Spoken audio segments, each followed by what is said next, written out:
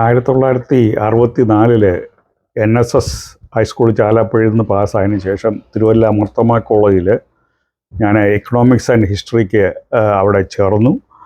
64 മുതൽ 69 വരെ അവിടുത്തെ മെൻസ് ഹോസ്റ്റലിലാണ് താമസിച്ചുകൊണ്ടിരുന്നത്. അവിടെയാണ് പഠിച്ച് പാസ്സായതിനു ശേഷം 69 വടക്കേ ഇന്ത്യയിൽ എൻ്റെ ജ്യേഷ്ഠൻ ബിലാസ്പൂരിൽ ഡിസ്ട്രിക്റ്റിൽ കോർബ എന്ന് പറയുന്ന സ്ഥലത്ത് എൻജിനീയറായിരുന്നു.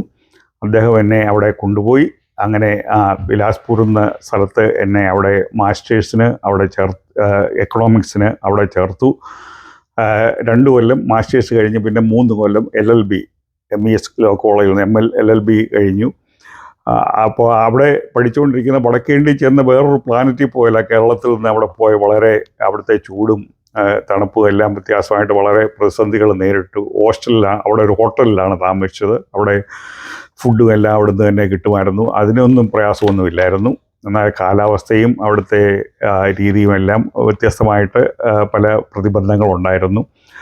പഠിച്ചതിന് ശേഷമാണ് അതിൻ്റെ അവസാന സമയത്താണ് എൻ്റെ വിവാഹത്തിന് 72 അന്നമ്മ നാട്ടിൽ വരികയും അങ്ങനെ ഞങ്ങളുടെ വിവാഹം 1972 ഡിസംബർ 21 നടക്കുകയും ചെയ്തു. അതിനുശേഷം എൻ്റെ ലോ സ്കൂള് കംപ്ലീറ്റ് ചെയ്യാഞ്ഞതുകൊണ്ട് അന്നമ്മ തിരിച്ച് അമേരിക്കയിൽ വന്നു. ഞാൻ തിരിച്ച് ബിലാസ്പൂരിൽ തിരിച്ച് ചെന്ന് LLB കംപ്ലീറ്റ് ചെയ്തു.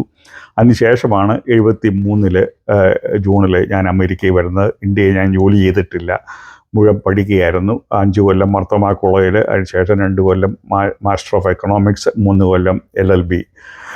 അങ്ങനെ അതിന് കഴിഞ്ഞ ഉടനെ തന്നെയാണ് ഇവിടെ വന്ന് ജോലിയൊക്കെ പ്രവേശിക്കുന്നത്.